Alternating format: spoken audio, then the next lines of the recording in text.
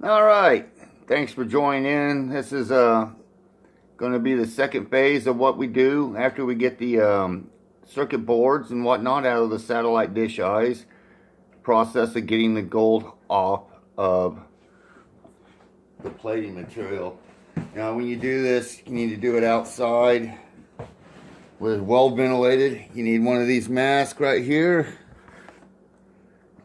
Do not get those white paper masks. Those are only good to keep you from sneezing on somebody else. Other than that, they're worthless. You need a good mask. We took the other one in the last video. Remember that little plate here? This little guy here. Okay. That's soldered on and connected to this little piece here on this side. So we had to take that outside, heat it up with a torch, and release the solder so you can get these pieces. Do this outside. These silicone wafer boards, as this stuff's all printed on them, does burn, and it gives off a really nasty, toxic smoke. It's horrible. Absolutely horrible. So here we go. Here's the other satellite dish eye from the other video. If you remember, we got it. So we did the same process again, right? Here. Let's move this. Already finished most of this for you. So of course, you remove all the screws along the edge. You'll need one of these little screwdriver kits. Let's have these little miniature Torx screws on them. I think it starts at what is that at? T10 down to T6. These are good for like when you're getting into hard drives too on computers. You'll need those Torx drives. You can see them over here. 49 screws just to get this plate off here. That plate, okay. See now how the difference is on these? So you take all the screws off, and same principle. These are just separate plates. You got your little hallways that the signal runs down along top of the gold. So the signal travels along that. We'll just take these off. Just figured I'd show you those, how it looks.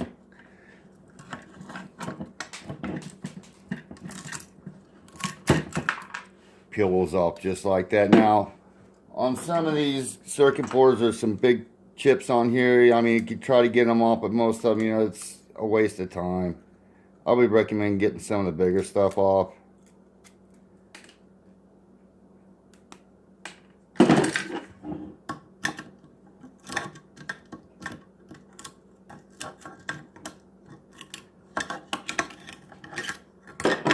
Out real nice. See, look at that. There's all that on the back plate in these both. Look at that.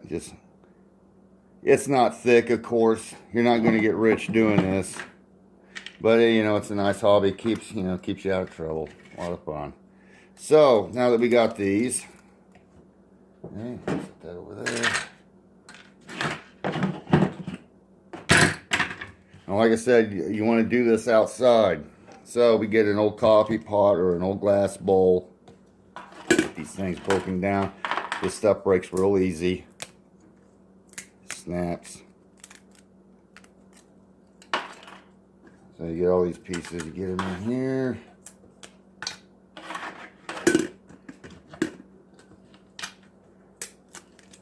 Now there's a few different ways of doing this. You can go online, and I would suggest for getting a couple different views of how you do this.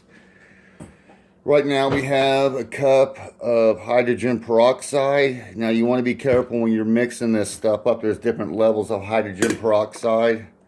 We are using a 3%.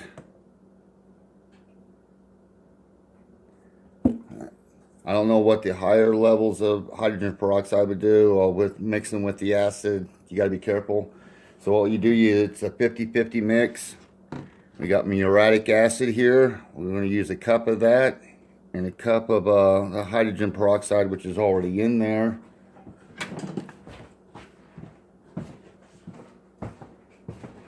Now some folks, like I said, you can speed the process up of this acid by doing it on a heating element.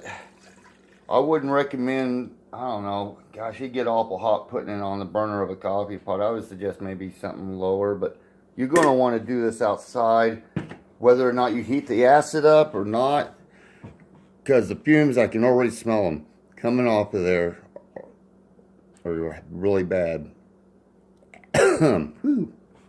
So, outside it goes. You can, here, we'll just take everybody with us. You can tell already, see how that water's turning green?